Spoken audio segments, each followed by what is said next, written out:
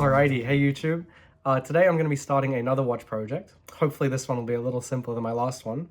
I am going to be trying to take this non-running Seiko moon phase movement, the 6347, and I'm going to be trying to restore it, making new dial for it, new moon phase disc, new hands, and I'll put it in this also non-running 6309 case. So I'll take you down to the bench and we'll have a closer look at the parts.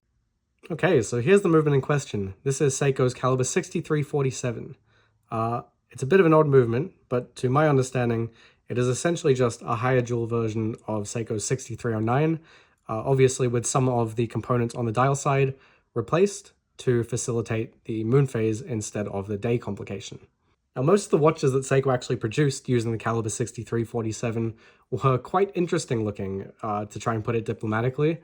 I'm sure they are to a lot of people's taste, but they are not to mine. So I've grabbed this much more traditional looking 6309 watch.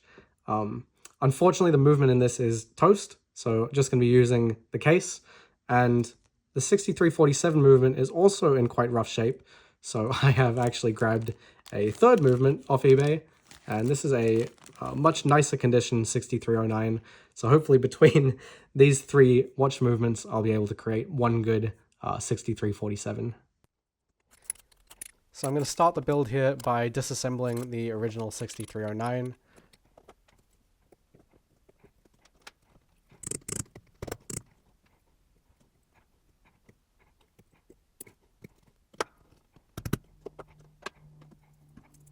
And then I'm also going to pop the crystal out of that because that was quite scratched up and will need to be replaced. Onto the 6347 now. I'm just going to change the time in order to allow me to remove the hands.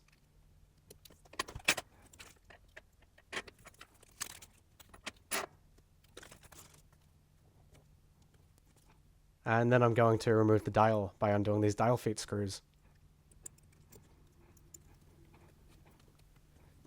Now the moon phase disc I took off camera just because that little C-clip likes to jump, so I had it under the microscope with some Rodico on it. With the movements sitting here side by side, we can kind of get an idea of what had to change between the 6309 on the left and the 6347 to allow for the moon phase complication in place of the day complication. So if I take the 6309 now and I turn it to the day quickset, you can see that it's moving this intermediate wheel, which would then turn the day wheel if it was in place. And we've got the day jumper here. As well, the finger is slightly different. So you can see if I turn to setting time and move 24 hours ahead, you can see there goes the date, and then the day would be advanced by this little finger here, and then the day jumper would snap it into place. Looking at the 6347, you can see the differences. If I change this to the whoops, my bad. If I change this to the moon phase quickset, you can see there's no more intermediate gear. So this small gear here would directly turn the moon phase disc. And then if I move the time 24 hours ahead again, you can see the date changes the same, but this little plastic finger is instead turning this small intermediate gear up here, which would then drive the moon phase disc. And we also have the jumper much further out because the moon phase gear or the moon phase wheel is much wider. And then importantly here we have the day disc next to the moon phase disc. So you can see far fewer teeth on the day disc wheel and far more teeth on that moon phase wheel. Alright, jumping straight into the build now. I am taking a piece of zirconium here and I'm going to use the super glue masking tape trick to stick it to a larger sheet of steel. And this is going to be because I am using my surface grinder in order to thin this zirconium down to the thickness we need for the dial. And as it's not magnetic and the chuck on my surface grinder is magnetic, I need something to glue it to that is magnetic. You saw me there just measuring the thickness, snapping it to the magnetic chuck now, and I'm going to start grinding. Now this is actually a DIY surface grinding attachment that I made from parts off eBay and some spare aluminium stock I had. But you can find similar surface grinding attachments for most belt grinders. And I found that it is actually a little bit tricky to use, like there is some kind of learning curve in as much as how fast to advance the stock. how fast to move your hand and how much pressure to apply. And I haven't been able to get great results, but it's more than good enough for what we're doing here, just thinning a piece of stock. You can see a couple of times where I mark the zirconium with some Sharpie. That's just to see where the belt is touching. And now that I'm close to my final dimension, I am moving to a finer belt, and I'm also spraying the part with some water just to make sure that the glue doesn't fail or the tape doesn't fail from the heat and the part doesn't ping off on me.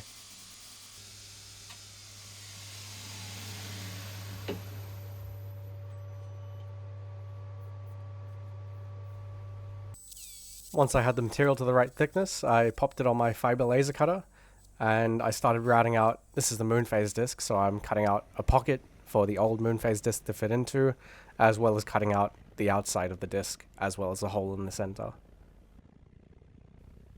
Now that pocket in the back actually worked really well for retaining the old moon phase disc, even without any adhesive. Unfortunately, due to issues you'll see later, the final moon phase disc didn't end up having that pocket. And the last thing to do while we're at the fiber laser cutter is to cut out the actual dial. So I start by cutting in a shallow pocket for clearance for the moon phase disc, as well as 2 pockets for the dial feet to sit into, and then I finish by cutting out the rest of the dial, including holes for the dial markers.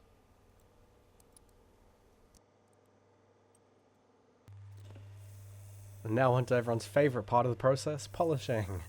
So after my many mistakes, which you'll see later, I spent a lot of time here polishing. I normally started about 600 grit, unless there were very deep scratches, and then I'd go down even to 240 grit, and then I worked my way up. So my progression was 600, 1200, 1500, then 3000, 5000, and finally 7000 grit. As this was my first attempt, there were a couple of things I'm doing here that I learned to do differently. The first is using Windex as a lubricant. While it does help a bit to get things moving around, I found that on these higher grit papers it would tend to trap dirt, which would lead to scratches in my finish, so I ended up using these papers dry. I'm also doing figure 8 patterns to try and keep the scratch patterns random. I actually found that doing a consistent straight pattern was easier, because then I could see when I'd removed all the scratches from the previous grit. And I also learnt that it's much easier to mount the work to a mandrel instead of trying to polish it with my fingers like I've been doing there.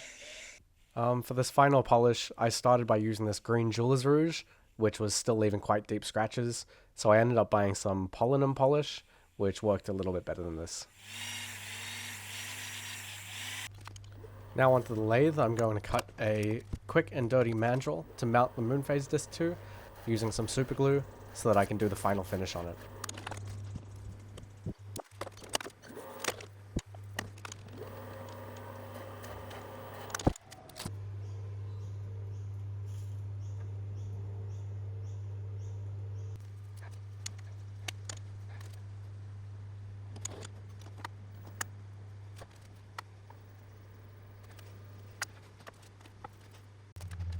Now this crazy looking contraption here is the tool that I've devised in order to get that sunburst effect that is so ubiquitous across watch dials. So the idea here is that the part to receive the finish is spun slowly in the lathe, while this 3M radial bristle brush is spun fast. And this bristle brush is a rubber that is impregnated with grit, so it is going to leave a scratch pattern on the watch part from the center to the outside. And because the part is spinning slowly while the disc is spinning so fast, the lines that the disc leaves approximate a straight line.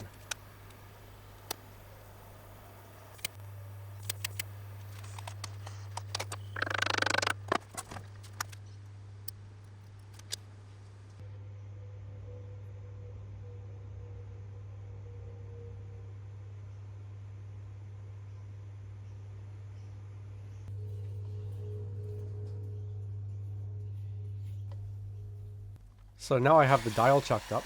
You can see that I actually super glued in the circle cut out by the fiber laser so that I don't get any weird artifacts on the edges of that hole. But otherwise it's pretty much the same process as the moon phase disc.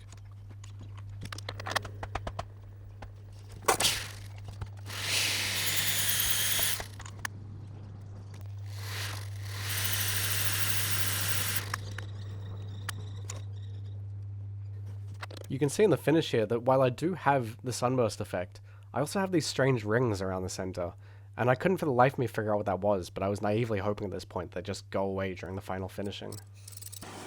And that final step is shown here, which is to heat the zirconium to a cherry red, and this grows a layer of zirconium oxide on the surface that gives it this deep lustrous black.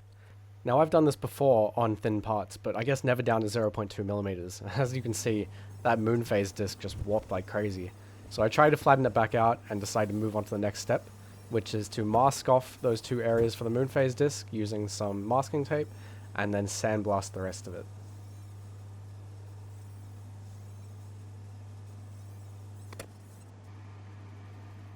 Surprisingly, the sandblasting did actually help to hide the waviness in the sandblasted sections. Unfortunately, it did very little to hide the waviness in the black Sunburst.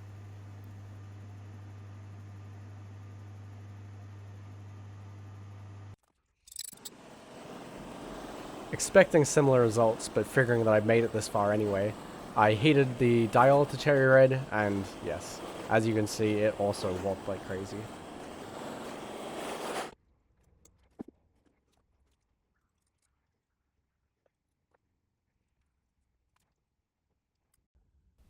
So I did actually mock up the watch with this warped moon phase disc and dial, and that really helped to keep me motivated about this project, because I could tell it would look really good if I could just get this right. And that was very helpful at getting me through the rest of the failures that followed.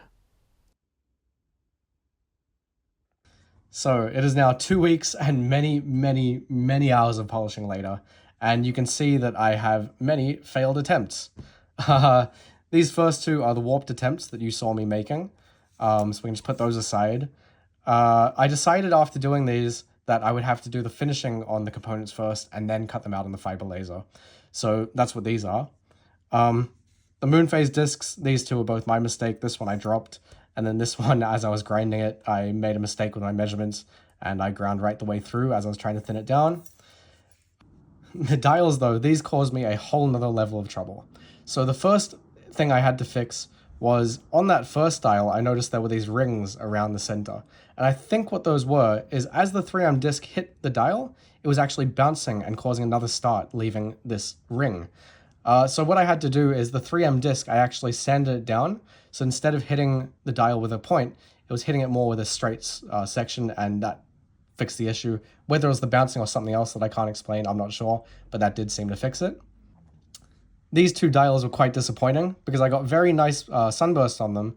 However, you might be able to see there are these small white spots across the dial, and these ruined the finish completely. And I couldn't figure out where these spots were coming from either. But I did realize that they were all seemingly perpendicular to the direction that the sheet was extruded. So I'm wondering if it's residual stresses in the zirconium that were causing the finish to flake off in those parts. Because if I look under the microscope, it kind of looks like the zirconium has just popped off in those sections. And then I finally got a nice sunburst without any white spots, and I ruined it again. So you can see here that when I laser cut the pocket for the moon phase disc, it left some artifacting on the front of the dial. And that was obviously unacceptable. So for my next attempt, instead of using a single diameter circle and having a sharp corner on the inside, I instead used multiple circles on different passes, which created a smooth transition into the pocket. The next step was to create the dial markers. So here I am using my watchmaker's lathe. This is actually the first time I've used it, so I did a couple of practice ones first. The material I'm using is 0.9 millimeter diameter 304 stainless. And I am doming over the ends, and then I'm just cleaning up the sides to make it easy to polish later. From there I'm just going to mark out how tall I want the marker to be roughly, mark the back as well, and then I'm going to thin down the shank. And for any real watchmakers out there watching me, yes, that graver does have a heel. I didn't want to resharpen it just for this, and I've been practicing hand graving, so it works. That's alright. So you can see me there just measuring with my dial calipers to make sure I'm roughly on dimension. Don't want to take it too far just yet, but also don't want to be too far off. And after that, I'm just going to clean up the underside of that marker, put a little bit of a chamfer on the pin, and a little bit of an undercut on the actual marker to make sure that it sits down flush on the dial. You also saw me burnishing the dome with the side of my graver, and then I'm going to start pre-polishing. So I'm using sandpaper glued to a popsicle stick, going from 3000 to 5,000 to 7,000 grit. After pre-polishing, I'm going to take the shank down to its final dimension. So same thing here, just taking off a little bit and measuring with the dial calipers until I get to the dimension I want. And for a 0.7 millimeter hole in the dial, I found that a 0.65mm shank was just about perfect.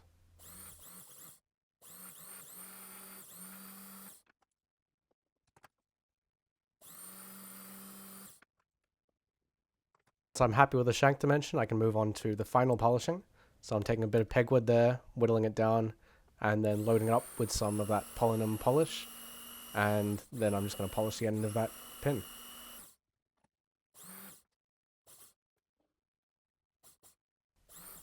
And then finally, I'm going to part off the marker. So just measuring there, I want it to be about 0.4 to 0.5 millimeters thick, going down to that line. I'm going to add a chamfer on the back to make it easier to insert, and do the final parting off. And there's the finished marker. Only 11 more to go.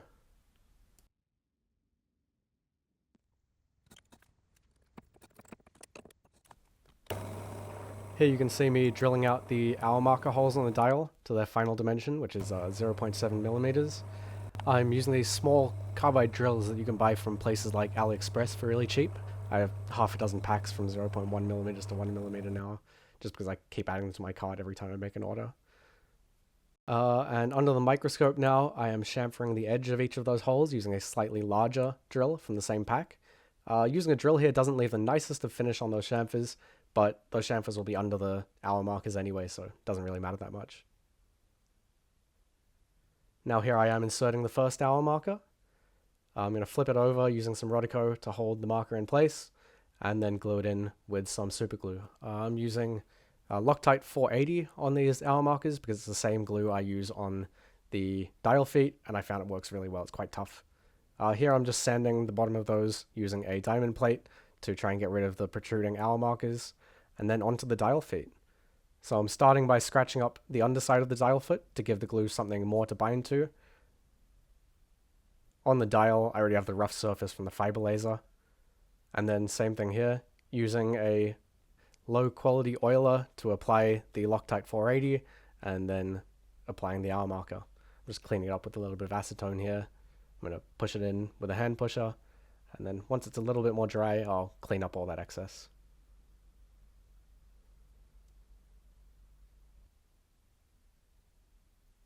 Now somehow I've managed to actually completely miss recording me gluing this moon phase disc to the old moon phase disc. So instead you can have this lovely shot of me just cleaning off the excess glue before it fully dries. But yeah, there you can see I just glued it on with some GS Hypo cement. The next step for me was to service the movement. Now I am not a great watchmaker in this regard, I'm still learning, so I'm just going to gloss over this at 40 times speed, and if you want to learn how to actually repair movements, I can recommend you a couple other YouTube channels or books, but I wouldn't be taking any advice from myself.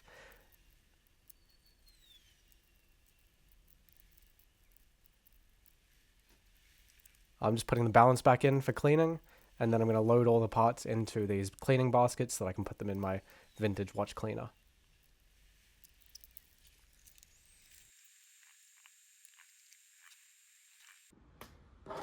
Okay, so I finished disassembling and cleaning both the 6309 movement and the 6347. So you can see some of the components I took off the 6347 movement are not in great shape. So where possible, because a lot of these components are just directly interchangeable, and where it makes sense to, I'm going to grab the nicer components off the 6309 and Frankenstein them into my 6347 when I build that up. Unfortunately with this, I guess you call it the automatic bridge or automatic framework, I do have to keep the original one because it says 6347 stamped into the back. But the bearing where it interacts with the pole lever is in quite rough shape. So ideally, I'd just be able to press the newer bearing out of the 6309 and press it into the 6347, but I don't quite trust myself to make that repair successfully. So I'm just going to leave it as is and hope that's okay for now. And as well, the balance, I was hoping to be able to use the balance off the 6309, but if you take a closer look, the hairspring on that is in rough shape as well. So, you know, that's probably also beyond my ability to fix. But seeing as I have the 6347 balance and that looks all right beyond the cosmetics, I'm going to use that instead. Reassembly is very much the same as disassembly was. One of the biggest differences is that now I have to lubricate everything with oil, but a lot of that I tend to do under the microscope, so you don't see it in this video. I'm just putting together the train of wheels there, that's what drives the hands, and just giving a puff of air to make sure it's all moving free. And now I'm going to add the pallet fork and the balance wheel, and that's what regulates the timing of the watch. And then finally I'm adding the automatic works, which are what allows the watch to wind itself automatically. Now onto the dial side, there's a lot of setting components, and I find that especially on these Seikos, often the setting is much more complex than the actual train of wheels or the timekeeping is.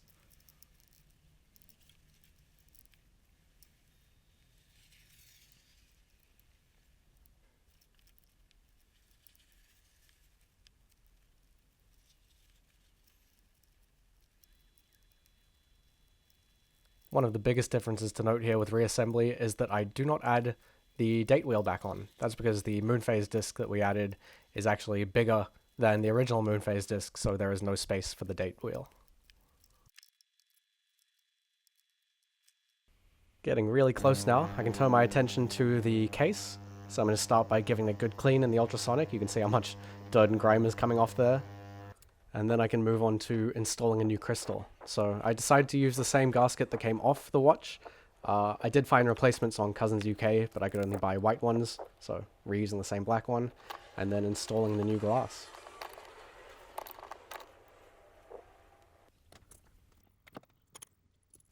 Then I can take the freshly cleaned movement, install the dial by tightening the dial feet screws, and I'm just checking there to make sure that the moon phase disc isn't fouling on anything. And now I'm going to use the time setting function to advance the time until I just see that moon phase tick over, and I know that's what I want to be midnight.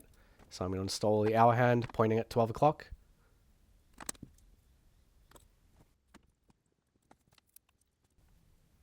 And I was just getting a little bit ahead of myself there with the minute hand. I'm just going to first check that hour hand's not fouling on anything. And yeah, you can see there, it's pretty close to fouling on that moon phase hole, so adjusting that. And now I can install the minute hand. So make sure everything's pointing at 12 o'clock again, and then pressing on that minute hand.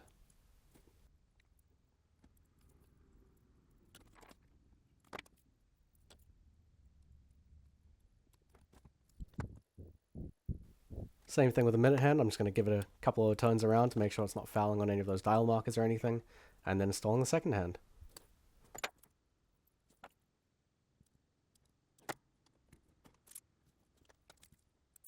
I'm just going to give it a little bit more of a wind there because I saw that second hand was stuttering a bit because I hadn't wound it very much at all.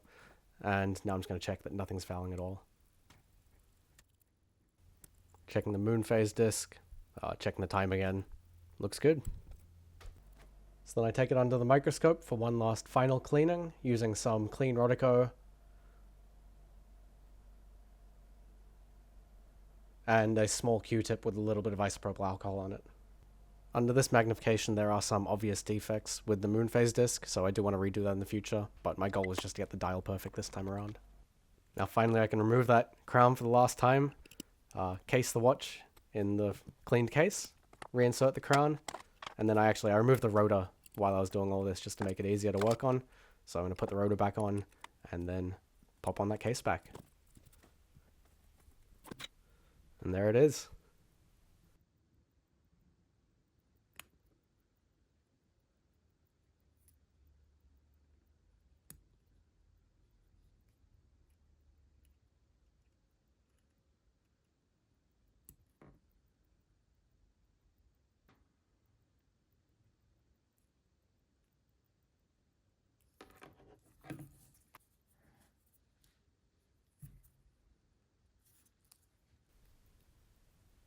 I'll end off this video with a couple of shots of the watch in different lighting. So here it is on a slightly overcast day.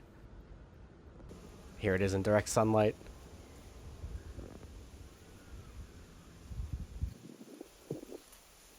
And finally indoors with multiple overhead lights. And I know that Sunburst dials are nothing new, but I just love the way that this thing plays with the light. Well, I guess that's all from me.